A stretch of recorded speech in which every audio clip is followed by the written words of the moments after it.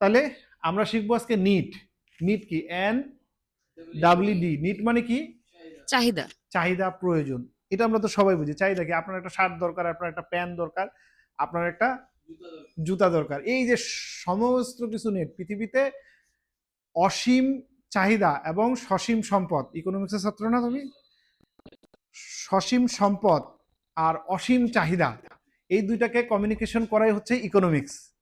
হ্যাঁ, কারণ নিড হচ্ছে পৃথিবীর সবচেয়ে জটিল জিনিস। পৃথিবীতে যা কিছু হয় এই নিডকে বেস করে হয়। তার মানে আপনি যদি একটা জিনিস বিক্রি করেন, একটা জিনিস ক্রয় করেন, এর পিছনে নিডের একটা বড় ভূমিকা থাকে। আমি যে জিনিসটা আজকে আপনাদের শেখাবো, আমি কনফার্ম এই জিনিসটা আপনারা কেউ কোনো এডুকেশন বইয়ে, কোনো ট্রেনিংয়ে আপনারা এই জিনিসটা শেখেননি। সেটা হচ্ছে নিডের ধরন। নিড সাধারণত 3 প্রকার। নিড টু ডু,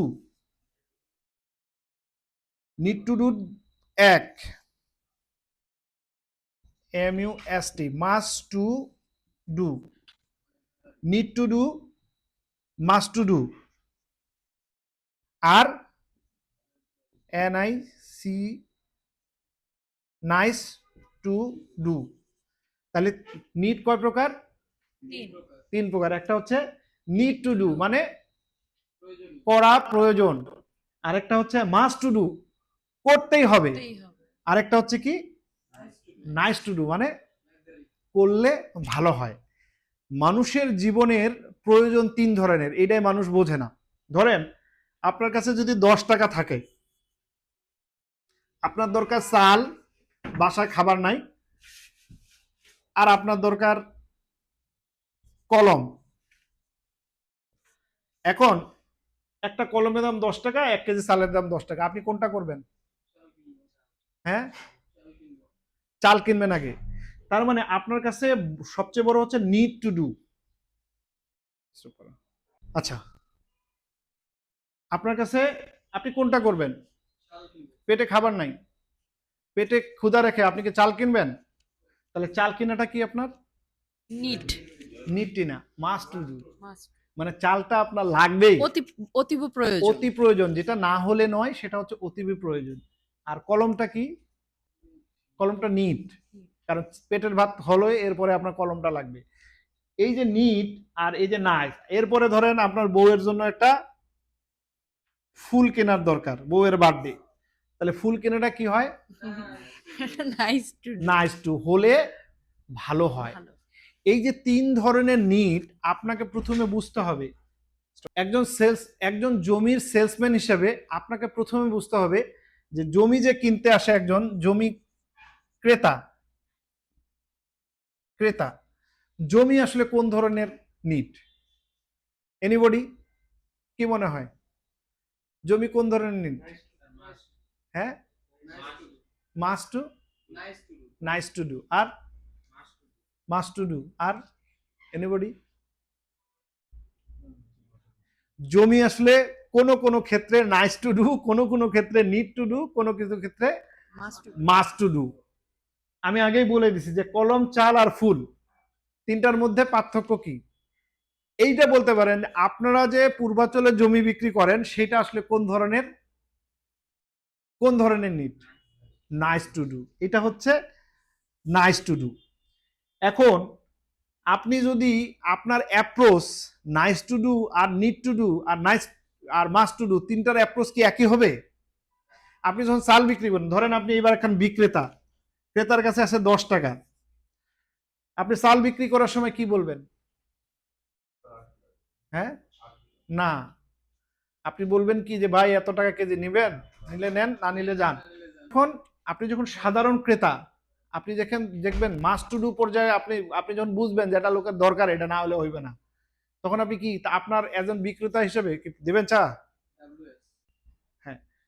যখন আপনি চাল বিক্রেতা, তখন আপনার অ্যাটিটিউড কত কিরকম হবে?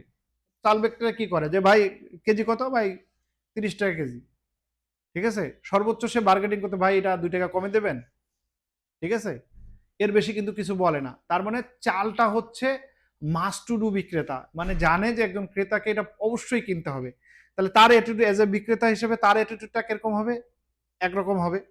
এবার আসেন যে কলম বিক্রি করে, সে কি করে, ভাই এটা কলম আপনি নেবেন, হ্যাঁ নিলে নেন, এটা ভালো হবে কিন্তু, এটুকু বলে। যখন ফুল বিক্রেতা হয় তখন বলে কি, এই এটা ম্যাডামের কাছে নিয়ে যান, এটা কিন্তু ম্যাডাম দেখলে খুব খুশি হবে ভাই, ঠিক আছে। এই যে ব্যাপারটা, ভাই এটা দাম কমাই দিতেছি, তাহলে আপনি কি ধরনের প্রোডাক্ট বিক্রি করেন? Nice to do, right. বেশিরভাগ ক্ষেত্রেই পূর্বাচলে আমরা যে প্রোডাক্ট বিক্রি করি সেটা হচ্ছে নাইস টু ডু পর্যায়ে পড়ে। এবং নাইস টু ডুর পত্রে কি হয়, আপনি কি করেন, রাতের বেলা একটা ক্লায়েন্টের ফোন দেন, স্যার কালকে তো আপনি প্রজেক্টটা ভিজিট যাবেন, ঠিক আছে, আচ্ছা ঠিক আছে আমি কালকে সকালে তোমার যাবো, সকালে ওইটা আপনি ফোন দেন, হ্যালো কে, ক্লায়েন্ট বলতেছে আপনি কে, আরে রাতের বেলা তার সঙ্গে কথা হয়েছে, কেন, কারণটা কি? কারণটা হচ্ছে যে একজন নাইস টু ডুর ক্ষেত্রে আমাদের গুরুত্বটা কম থাকে। নাইস টু ডু প্রোডাক্ট যখন হবে তখন আমাদের গুরুত্বটা কমে যায়, আমরা ক্রেতা হিসেবে আমাদের গুরুত্ব কমে যায়। ক্লিয়ার? মাস্ট টু ডুর ক্ষেত্রে কিন্তু তা হয় না। এই জন্য আমরা যখন কোনো ক্লায়েন্টকে অফার করব তখন আপনাকে বুঝতে হবে আপনি নাইস টু ডু প্রোডাক্ট বিক্রি করতেছেন। এখন নাইস টু ডু প্রোডাক্টের ক্ষেত্রে আপনার অ্যাটিটিউড কেমন হবে, তাই না? আপনি যদি এখন ক্লায়েন্টে বলেন স্যার আসলে আসেন, না আসলে না নিবে, হবে? জীবনও হবে না, কারণ আপনি তো নাইস টু ডু প্রোডাক্ট বিক্রি করেন। আপনাকে কি করতে হবে, ওভারলে পাম দিতে হবে। আমরা পাম দেওয়ার বলি না, পাম পাম মানে এই না যে আপনি ওই ধরনের কথা বলবেন, আপনার অ্যাটিটিউডটা ওই ধরনের হতে হবে, আপনার কমিউনিকেশনটা ওই ধরনের হতে হবে যে স্যার এটা কিনলে আপনার এই লাভ ওই লাভ। এখন একটা লোকরে আপনি জমি নিতে আসছে, আপনি যদি বলেন স্যার আপনি কালকে আসেন এই জমিটা নাইলে আমার বিক্রি হবে, ওই লোকটা নেবে? হবে না। না স্যার। তার মানে আপনাকে ওই ধরনের ল্যাঙ্গুয়েজ বলতে হবে। আমরা কি করি, অনেক সেলসম্যান এই ধরনের কথা বলে, স্যার এটা নেন নাইলে স্যার হবে না। এই যে আপনি নাইস টু ডু প্রোডাক্টের ক্ষেত্রে আপনি কিভাবে প্রেশারাইজ করবেন, কি ধরনের কথা বলবেন, এইটা আপনাকে শিখতে হবে। আপনি তো ওইভাবে কথা বলতে পারেন, একটা মাস্ট টু ডু প্রোডাক্টের ক্ষেত্রে যেভাবে কথা বলে একজন বিক্রেতা ওভাবে কথা বলতে পারবেন না। যার জন্য কি হয়, আপনারা যখন একজনকে বলেন রাতের বেলা সুন্দর কথা বলছে, অ্যাড থেকে কথা বলছে, 2 দিন পরে ফোন দিচ্ছেন, আপনাকে জিজ্ঞেস করছে কে বলছেন, কারণ ওর কাছে তো গুরুত্ব নাই। গুরুত্ব আছে? নাই। স্যার এজন্য আমাদের ক্লায়েন্টের কাছে ফার্স্টে কথা বলে আমার জানতে হবে যে রাইট সে আসলে চাচ্ছেটা কি। Right right. এই জন্য আমরা বারবার বলি, আপনি যখন নাইস টু ডু প্রোডাক্ট বিক্রি করবেন সেই ক্ষেত্রে খুব ইম্পর্টেন্ট একটা ব্যাপার, সেটা হচ্ছে আপনার ক্লায়েন্টের সঙ্গে আপনার একটা রিলেশন বিল্ড আপ করা। আমরা কেন বারবার সেলসম্যানদের বলি যে আপনি একটা রিলেশন বিল্ড আপ করেন, একটা রিলেশন বিল্ড আপ করেন, কারণ এই কারণেই যে নাইস টু ডু প্রোডাক্ট তখনই আপনি বিক্রি করতে পারেন যখন আপনি বিক্রি করার আগে নিজেকে বিক্রি করেন, অর্থাৎ আপনি একটা সম্পর্ক তৈরি করেন, তখন কিন্তু নাইস টু ডু প্রোডাক্টটা বিক্রি হয়। আর আমরা সেলসম্যানরা কি করি, ফোনে কথা বলে স্যার ঠিক আছে কালকে আপনারা নিয়ে যাব, কোনো সমস্যা নেই, আপনি ফোনেই কনভারসেশন করেন, আর একটু আগাই যান, এই কথা বলা এখানেই শেষ করে দিয়েন না, আপনি একটু আরেকটু সামনের দিকে যা জিজ্ঞেস করেন স্যার কি কারণে নেবেন, কি জন্য নিতেছেন স্যার, আপনি এখানে তো এই হবে, এই জিনিসটা আপনার ভালো হবে, নিজের মতো করে কথা বলেন। বোঝা গেছে 3 ধরনের নিড। তাহলে আপনাদের এক্সপ্রেস, আপনারা যখন কথা বলবেন কোনো ক্লায়েন্টের সঙ্গে আপনাকে প্রথমে বুঝতে হবে আপনার যে প্রোডাক্ট, আপনার যে বর্তমান প্রোডাক্ট সেটা হচ্ছে নাইস টু ডু প্রোডাক্ট। তার মানে আপনি আজকে রাতে বলবেন ওই লোক নাম্বার সেভ করার কথা মনে না রাখাটা স্বাভাবিক, কারণ ও তো জানে অনেকজন স্যার সেলসম্যান আপনার এই ফোন জন্য দিবে। মনে হয় তার সাথে আগে আমার ফার্স্টে কথা বলে তার নিডটা সম্পর্কে জানতে হবে, সে কি মানে কোন নিডে আছে। আমি আপনাকে আবারও বলি, আমি তো বলেই দিলাম আপনার যে প্রোডাক্ট বর্তমানে, জি স্যার। আপনার যে প্রোডাক্ট এটা হচ্ছে nice to do, need to do না। কখনোই একটা ল্যান্ড পারচেস, ঢাকা শহরে পূর্বাচলে একটা ল্যান্ড পারচেস কখনোই মানে নাইস টু ডুর উপরে সর্বোচ্চ নিড টু ডু পর্যন্ত যায়, মাস্ট টু ডু কখনো যায় না। বলেন। তার মানে বেসিক্যালি হচ্ছে আপাতত আমি নাইস টু ডু করে তাকে বুঝাবো কেন এটা ওনার জন্য need to do and right must to do. Right right, yes yes. এই যে ব্যাপারটা আপনাকে স্টার্টিং করতে হবে নাইস টু ডু দিয়ে। প্রথম কথা হচ্ছে nice to do. Nice to do হওয়ার আরেকটা আরো অনেকগুলো কারণ আছে, তার মধ্যে খুব ইম্পর্টেন্ট কারণ হচ্ছে অনেকগুলা সেলসম্যান, অনেকগুলা প্রোডাক্ট, অনেকগুলো অপশন।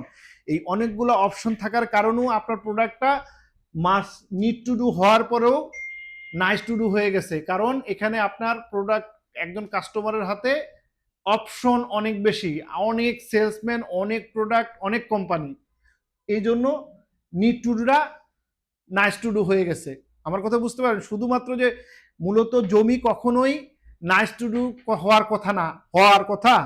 জমি কি চারটিখানি ব্যাপার, কিন্তু নাইস টু ডু হয়েছে কেন? নাইস টু ডু হওয়ার কারণটা হচ্ছে যে অনেকজন সেলসম্যান, অনেক অপশন, দেন এটা নাইস টু ডু হয়েছে। জমি তো আসলে নিড টু ডু আর মাস্ট টু ডু হওয়ার কথা ছিল, কারণ বসবাস সবার দরকার। এবার আবার আরেকটা অপশন আছে, কেন আপনার এটা হলো, কারণ যারা ঢাকা শহরে জমি কিনতে আসে এদের সবারই একটা মাথা গোছার ঠাঁই আছে। অবশ্যই তারা ভালো লাইভলিড একটা জায়গায় করে বিধায় তার থাকা খাওয়া পড়ার অভাব মিটার পরে কিন্তু সে একটা জমি পারচেস করতে যায়। আমার কথা বুঝতে পারছেন? কখন জমি পারচেস করতে যায়? একটা লোকের ওই যে বললাম খাবার টাকা নাই, সে কিন্তু কখনো কলম আর ফুল কেনার কথা চিন্তা করবে না। আগে তার খাবার টাকার প্রয়োজন হবে, তার মানে আপনার একটা থাকা খাওয়া নিশ্চিত হবে, এরপরে সে চিন্তা করবে যে আমার একটা টাকা তো জমা আছে, তাহলে বউয়ের জন্য একটা ফুল কিনা নিয়ে যাই। এইটা হচ্ছে জমির ক্ষেত্রে। ঠিক আছে? প্রশ্ন আছে কারো কোনো? এনিবডি? শেষ করো তানভীর।